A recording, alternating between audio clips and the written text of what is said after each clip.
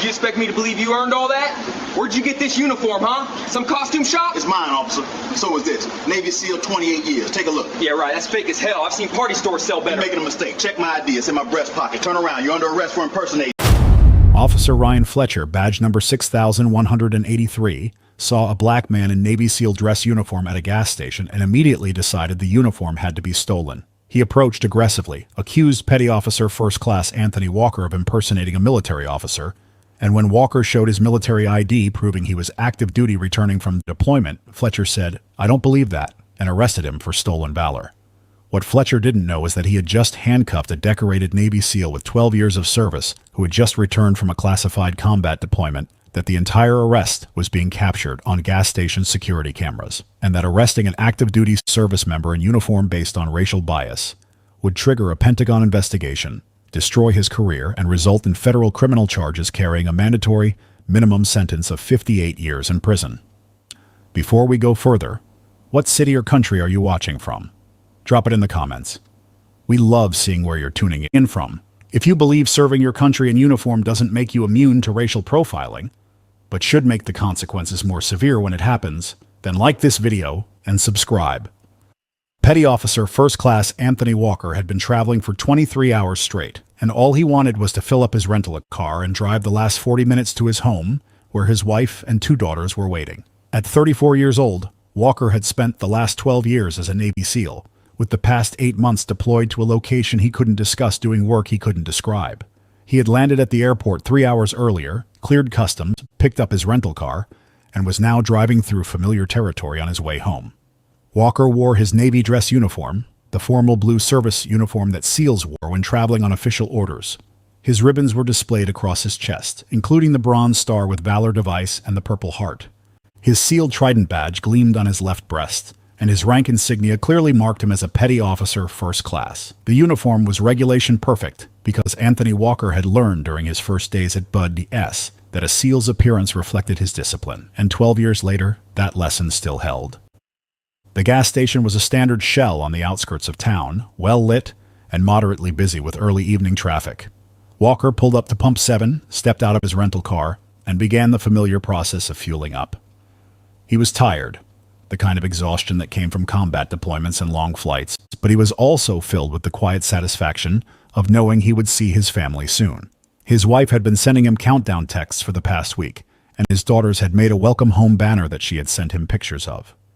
These were the moments that made the deployments bearable, the knowledge that he was coming home to people who loved him and a country he had sworn to protect. Walker didn't notice the patrol car pull into the gas station until he heard footsteps approaching from behind. He turned and saw a police officer walking toward him with body language that immediately put Walker's training on alert. The officer's posture was aggressive, his hand resting near his duty belt, his expression showing suspicion rather than the respectful curiosity that military members in uniform usually received from law enforcement. "Hey, what are you doing here?" Officer Ryan Fletcher demanded, his tone hostile from the first word. Walker straightened slightly, his military bearing automatic and natural. "Pumping gas, officer. Is there a problem?" Fletcher's eyes moved over Walker's uniform, taking in the Navy dress blues, the ribbons, the SEAL Trident, and Walker could see the suspicion deepen rather than fade. Fletcher had been with the local police department for 9 years, and during that time he had accumulated 31 civilian complaints in his personnel file. 24 of those complaints came from black residents who accused him of harassment, excessive force, or racial profiling. Fletcher had made 6 arrests for stolen valor in the past 3 years, and 5 of those arrests had involved black men. 4 of the 5 had turned out to be legitimate service members, but Fletcher had never faced serious discipline for his false arrests. In his mind, he was protecting military honor by stopping people he believed were fake soldiers. In reality, he was acting on racial bias that made him assume black men in uniform couldn't possibly be legitimate. "That uniform," Fletcher said, his voice sharp with an accusation. "Where did you get it?" Walker felt a familiar tightness in his chest, the recognition that this situation was heading somewhere dangerous. "I'm active duty Navy, sir. Petty Officer First Class Anthony Walker." Fletcher's expression showed open disbelief. "Navy SEAL? I don't believe that." Walker kept his voice calm and respectful, the way he had been trained to speak to authority even when that authority was wrong. "Sir, I am a Navy SEAL. How can I help you?" "I need to see your military ID," Fletcher snapped. "Now." Walker reached slowly into his uniform pocket, pulling out his military identification card and his deployment orders. He handed both to Fletcher, watching the officer's face as he examined them. The military ID was official Department of Defense issue, with Walker's photo, rank, service branch, and an identification number that could be verified through military databases. The deployment orders showed that he was returning from an 8-month deployment and was authorized to travel in uniform. Everything was legitimate, official, and easily verifiable. Fletcher studied the documents with obvious skepticism, turning them over as if looking for signs of forgery. This could be fake. A lot of people lie about this stuff. Walker's jaw tightened, but he maintained his composure. That's a valid military ID, sir. I can verify it through my command if you need additional confirmation. Where are you coming from? Fletcher demanded, still holding Walker's identification. Returning from deployment, Walker said. I landed at the airport a few hours ago. I'm driving home to my family. Deployment where? That's classified, sir. I can provide you with my command's contact information if you need to verify my status. Fletcher's suspicions seemed to harden into certainty, and Walker recognized the shift in his body language. The officer had decided that Walker was lying, and nothing Walker said was going to change his mind. It was a dynamic Walker had experienced before, though never while in uniform and never to this degree. He had been pulled over for driving in nice neighborhoods, had been followed in stores, had experienced the casual racism that black men in America navigated daily.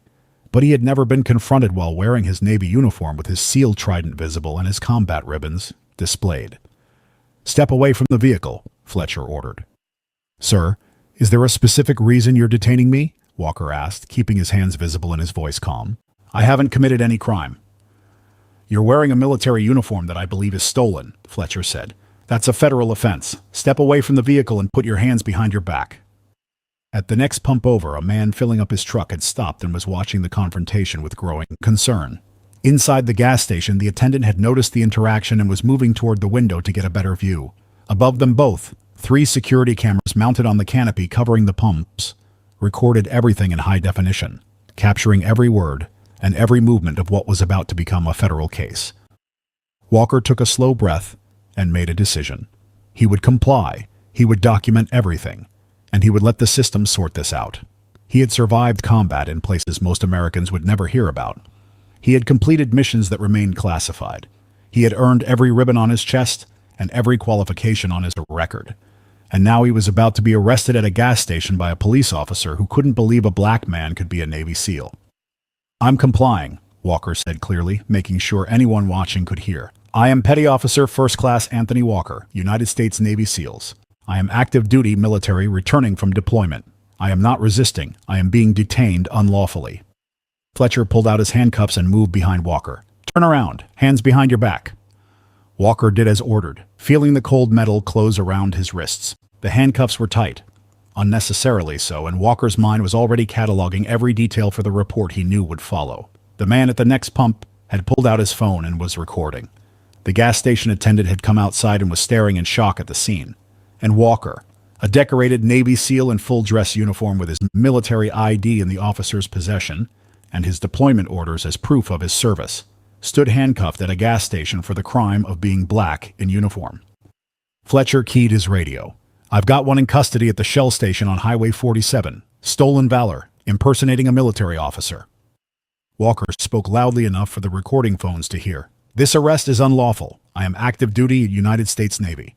This officer has my valid military ID and my deployment orders. I am being arrested based on racial profiling. Fletcher ignored him and began walking Walker toward the patrol car. The witness recording called out, That man's in a real Navy uniform. You're arresting a service member. Sir, stay back, Fletcher warned. This doesn't concern you. I'm recording this, the witness said. This is wrong. Fletcher opened the back door of his patrol car and guided Walker inside. And Anthony Walker sat in the back seat in his Navy dress uniform with his hands cuffed behind his back, watching through the window as the gas station cameras continued recording, and witnesses continued documenting the moment that would destroy Officer Ryan Fletcher's life and freedom. The Pentagon would know about this within 2 hours.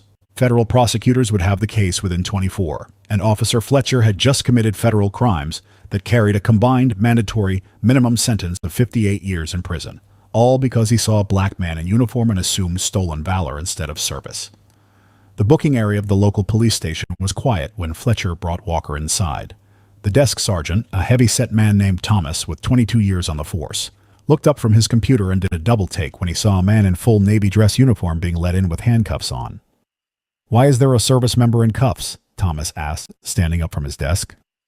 "Stolen valor," Fletcher said, pushing Walker toward the booking desk. "He's impersonating a Navy SEAL." Walker kept his voice calm and clear. "Sergeant, I'm not impersonating anyone. I'm Petty Officer First Class Anthony Walker, United States Navy SEALs. I need to contact my command immediately." Thomas walked around the desk and looked at Walker more carefully, taking in the uniform, the ribbons, the SEAL Trident badge. Everything looked legitimate to his eyes, and he had processed enough military personnel over the years to recognize a real uniform when he saw one. "Let me see his ID," Thomas said to Fletcher. Fletcher handed over the military identification card and deployment orders. Thomas examined both documents under the desk light, and his expression grew more concerned with each passing second. The military ID had all the proper security features, the holographic elements, the Department of Defense seal. The deployment orders were on official letterhead with classification markings and authorization codes. "These look real to me," Thomas said quietly. "They're fake," Fletcher insisted. "I can tell. He doesn't look like a SEAL." Thomas looked at Fletcher with barely disguised frustration. "What does a SEAL look like, Fletcher?" Fletcher didn't answer the question, and the silence that followed made his meaning clear to everyone in the room. Walker spoke up, his military training keeping his voice steady despite his growing anger. "Sergeant, I'm entitled to contact my command. Military personnel have specific protocols when detained by civilian authorities." Thomas nodded and reached for the desk phone. "Make your call." Walker gave him the number for his SEAL team's duty officer, and Thomas dialed it before handing the phone to Walker, who had to turn sideways to hold it with his hands still cuffed behind his back. The phone rang twice before a voice answered. "SEAL Team 5, Duty Officer, Petty Officer, Martinez speaking." "Martinez, this is Walker. I've been arrested by local police in my hometown. They're claiming stolen valor. I need command notification immediately." There was a pause, and then Martinez's voice came back sharp with disbelief. "You're what? Give me your exact location." Walker provided the address of the police station, and he could hear Martinez typing rapidly on a keyboard. "Don't say anything else, Petty Officer Walker. We're activating the chain of command right now. Legal is being notified. Where's your military ID?" "The arresting officer has it." "Is it damaged or confiscated?" "Confiscated as evidence." Martinez's voice was tight with controlled fury. "Understood. Stand by. Command will be contacted within 15 minutes. The line went dead, and Walker handed the phone back to Thomas. Within the SEAL community, word traveled fast, and Walker knew that his entire chain of command was about to be activated. His team leader would be notified. His commanding officer would be called. Naval Special Warfare Command would be informed. And because he had just returned from a classified deployment, the notification would go even higher, potentially reaching the Pentagon. Fletcher seemed oblivious to the severity of what he had done. He began processing Walker for booking, taking fingerprints and a mugshot of a Navy SEAL in full dress uniform. Walker maintained his military bearing throughout, standing straight, looking directly at the camera, complying with every instruction while making clear that he was doing so under protest. "I'm not resisting," Walker said for the record. "I'm a United States service member being unlawfully detained." 30 minutes after Walker's phone call, the first federal agents arrived. 2 men in suits walked into the booking area and showed credentials to Sergeant Thomas. One was from the Naval Criminal Investigative Service, and the other was from the FBI. "We're here for Petty Officer Anthony Walker," the NCIS agent said. "Where is he?" Thomas pointed to the holding cell where Walker sat, still in uniform. The NCIS agent walked over and looked through the bars at Walker, then turned back to Thomas with an expression of cold fury. "Who authorized this arrest?" Fletcher stepped forward. "I did. He's impersonating—" "He's active duty Navy," the FBI agent cut him off. "We've already verified it through Department of Defense databases. His military ID is legitimate. His deployment orders are authentic. He's a decorated SEAL who just returned from 8 months in a combat zone." Fletcher's face went pale. "But I thought—" "You thought wrong," the NCIS agent said. "Release him immediately." Thomas moved quickly to unlock the holding cell, and Walker stepped out, rubbing his wrists where the handcuffs had left marks. The NCIS agent approached him with visible respect. "Petty Officer Walker, are you injured?" "No, sir, just illegally detained." The FBI agent turned to Fletcher, and his voice carried the weight of federal authority. "Officer Fletcher, you're under investigation for violating federal statutes protecting military personnel. You arrested an active duty service member without cause. That's a federal crime. Fletcher tried to respond, but the FBI agent held up his hand. Don't say anything else. You'll need a lawyer. More vehicles were arriving outside. A Navy commander in uniform stepped out of one, and 2 more federal agents emerged from another. The small-town police station was being flooded with federal law enforcement and military personnel, and Officer Ryan Fletcher was beginning to understand that he had just made the biggest mistake of his life. Walker stood in the booking area surrounded by federal agents and his commanding officer, still wearing his Navy dress uniform with the sealed trident gleaming on his chest. And Fletcher stood on the other side of the room, watching his career and his freedom disappear because he had seen a black man in uniform and refused to believe he could be real. The police chief arrived 20 minutes later, called in from his day off because federal agents were occupying his station. Chief Patterson walked into the booking area and stopped when he saw the crowd of federal law enforcement, military officers, and his own sergeant looking deeply uncomfortable. He looked at Walker standing in his Navy uniform, then at Fletcher, then back at the NCIS agent. "Someone want to tell me what's happening in my station?" Patterson asked. The Navy commander stepped forward first. He was a full commander, 05 rank, with his own SEAL trident and combat ribbons displayed. "I'm Commander Stevens, Naval Special Warfare Command. That man in uniform is one of my SEALs. Your officer arrested him for stolen valor." Patterson's face went through several expressions before settling on controlled anger. "Arrested him for what?" "Stolen valor," the FBI agent repeated. "Officer Fletcher saw Petty Officer Walker in uniform at a gas station and decided the uniform must be fake. He arrested him despite being shown valid military ID and deployment orders." Patterson turned to Fletcher. "Is this true?" Fletcher's voice was defensive and shaky. "Chief, he's black. Navy SEALs don't... it didn't seem..." "Finish that sentence," Commander Stevens said, his voice cold as ice. "Please, finish explaining what Navy SEALs don't look like." Fletcher went silent, and his silence was more damning than any words could have been. The FBI agent opened a folder he was carrying. "Officer Fletcher, we've reviewed your record. You've made 6 stolen valor arrests in 3 years. 5 of them were black service members. 4 of those 5 were legitimate active-duty military. You've never arrested a white person for stolen valor. That's not law enforcement. That's a pattern of racial discrimination." Patterson closed his eyes briefly, knowing his department was about to face a federal reckoning. Commander Stevens turned his attention to Walker. "Petty Officer Walker, for the record, can you state your service history?" Walker stood at attention, his military bearing perfect despite everything he had been through.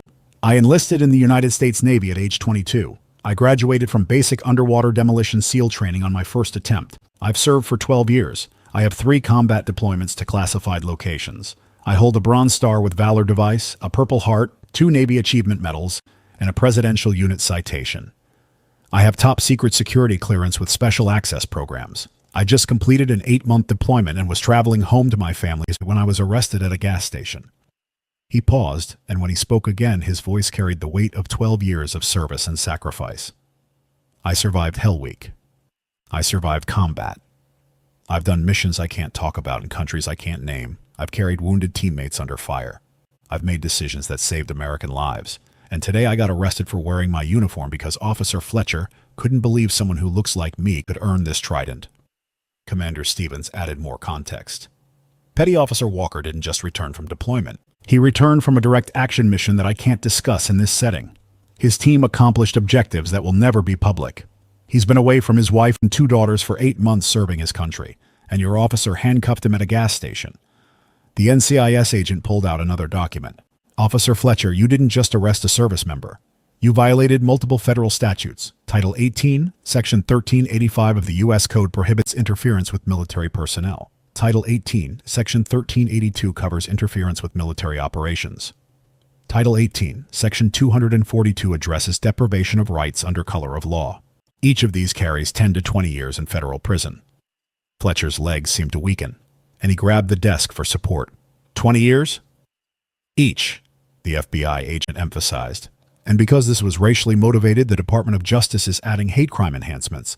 The combined charges carry a mandatory minimum sentence of 58 years. The number hung in the air like a death sentence. Fletcher's mouth opened and closed, but no words came out. The federal prosecutor who had arrived with the last wave of officials stepped forward. "Officer Ryan Fletcher, you're being charged federally with 8 counts. The Pentagon requested maximum prosecution. The Secretary of Defense was personally briefed on this case. The Attorney General has authorized special prosecution. You interfered with a Navy SEAL returning from combat operations. The federal government takes that very seriously. Walker looked at Fletcher for the last time, and his voice was quiet but carried through the entire room. I wore this uniform with pride. I earned every ribbon, every qualification, every day of service. I've sacrificed time with my family, missed birthdays and holidays. Put my life on the line in places you'll never see, and you looked at me and saw a criminal instead of a service member. You saw my skin color and decided I couldn't possibly be real. He paused, letting the silence build. I hope that assumption was worth 58 years of your life, Officer Fletcher. Because while you're in prison, I'll be home with my daughters. I'll be serving my country. I'll be wearing this uniform that you couldn't believe I earned. And every SEAL who comes after me will know that the uniform is protected by federal law and that racial profiling has consequences. Commander Stevens put his hand on Walker's shoulder. Let's get you home to your family, petty officer. Walker walked out of the police station surrounded by federal agents and his commanding officer, leaving Fletcher standing in the booking area where his career had ended and his freedom was about to be taken away. The gas station security footage was already being reviewed by federal prosecutors. The witness videos were being preserved as evidence, and Officer Ryan Fletcher's assumption that a black man couldn't be a Navy SEAL was about to cost him everything while the SEAL he arrested went home to the family he'd been away from for 8 months, his honor intact and his service validated by the full weight of federal law. Officer Ryan Fletcher was indicted on 8 federal charges 6 weeks after arresting Anthony Walker at the gas station. The federal grand jury heard testimony from Walker, watched the gas station security footage, and reviewed Fletcher's history of false arrests targeting black service members. The indictment charged Fletcher with interference with military personnel, deprivation of rights under color of law, false imprisonment of a federal employee, and civil rights violations with hate crime enhancements. Each charge carried between 7 and 15 years in prison. Combined, the mandatory minimum sentence totaled 58 years in federal prison with no possibility of parole. Fletcher's attorney reviewed the evidence and delivered devastating news. The gas station video showed everything. Fletcher approaching with hostility, Walker showing valid military ID, Fletcher saying, "I don't believe that," despite seeing official Department of Defense credentials. The arrest of a man in full military uniform. The witness recordings captured Fletcher's dismissive attitude toward a decorated SEAL. Most damning was Fletcher's own statement to the police chief about why SEALs don't look like Walker. The case was indefensible, and fighting it would only make the sentence worse. Fletcher rejected a plea deal that would have reduced his sentence to 25 years. He insisted on going to trial, convinced a jury would understand he was just doing his job. The trial lasted 2 weeks. Federal prosecutors brought in military experts who verified Walker's credentials, explained the significance of the SEAL's trident and combat ribbons, and described the rigorous selection process that only 3 out of 10 candidates survive. Walker testified in his dress uniform, describing his 12 years of service, his combat deployments, and the humiliation of being arrested while wearing the uniform he had earned through blood and sacrifice. The prosecution played the gas station footage on a loop. The jury watched Fletcher approach Walker with immediate suspicion, saw Walker comply with every request, heard Fletcher dismiss valid military identification. They saw a Navy SEAL in full dress uniform being handcuffed and arrested for the crime of being black. The defense tried to argue Fletcher had reasonable suspicion, but the prosecution showed his pattern. 6 stolen valor arrests, 5 black service members, 4 legitimate. The racial bias was undeniable and documented. The jury deliberated for 6 hours and found Fletcher guilty on all 8 counts. At sentencing 3 months later, the federal judge reviewed Fletcher's record and the impact statements. Walker's wife described their daughters asking why police arrested Daddy when he came home from protecting America. Commander Stevens submitted a letter explaining how Fletcher's actions damaged trust between military members and law enforcement. The Secretary of Defense sent a statement emphasizing that attacks on service members would be prosecuted to the fullest extent of federal law. The judge sentenced Fletcher to the mandatory minimum of 58 years in federal prison. At 37 years old, Fletcher would be 95 if he served the full sentence. His wife divorced him before the trial ended. His 2 teenage sons stopped visiting him in jail after the conviction. He lost his home, his pension, and any hope of freedom. He became a cautionary tale in law enforcement training programs nationwide, the officer who let racial bias destroy his life by arresting a Navy SEAL. The Department of Justice used Fletcher's case to launch investigations into police departments with patterns of discriminatory enforcement. 17 other officers across the country faced federal charges for similar conduct after the precedent Fletcher's case established. New federal guidelines required law enforcement to accept a military identification without question and established criminal penalties for interfering with service members based on racial profiling. Anthony Walker returned to active duty after a brief leave to spend time with his family. He was promoted to Chief Petty Officer 2 years later and continued serving as a SEAL for another 8 years before retiring with 20 years of total service. He used his experience to advocate for service members' rights and spoke at military academies about the reality that wearing the uniform doesn't always protect you from racial bias, but federal law does. 5 years after the gas station arrest, Walker had transitioned to civilian life and was working with veterans organizations. Fletcher was in year 5 of his 58-year sentence at a federal correctional facility. His life reduced to a prison cell because he saw a black man in uniform and couldn't believe it was real. The gas station security footage became required viewing at police academies and military training programs, a permanent reminder that racial profiling doesn't just harm victims, it destroys the lives of those who practice it. The lesson was permanent and unforgiving. The uniform represents service and sacrifice. Federal law protects those who wear it. And when civilian authorities let racial bias override respect for the military service, the consequences are severe, final, and measured in decades behind bars. Anthony Walker earned his SEAL trident through determination and sacrifice. Ryan Fletcher lost his freedom through assumption and bias. One continued serving his country with honor. The other spent the rest of his life in prison because he couldn't believe a black man could be a warrior. If you believe service members deserve respect, regardless of their race, share this story with someone who needs to see it. What protections should exist to prevent racial profiling of military personnel? Drop your thoughts in the comments below. And if you believe the uniform should be honored, not questioned based on skin color, subscribe right now. We're bringing you more stories where racial bias met federal law and lost everything.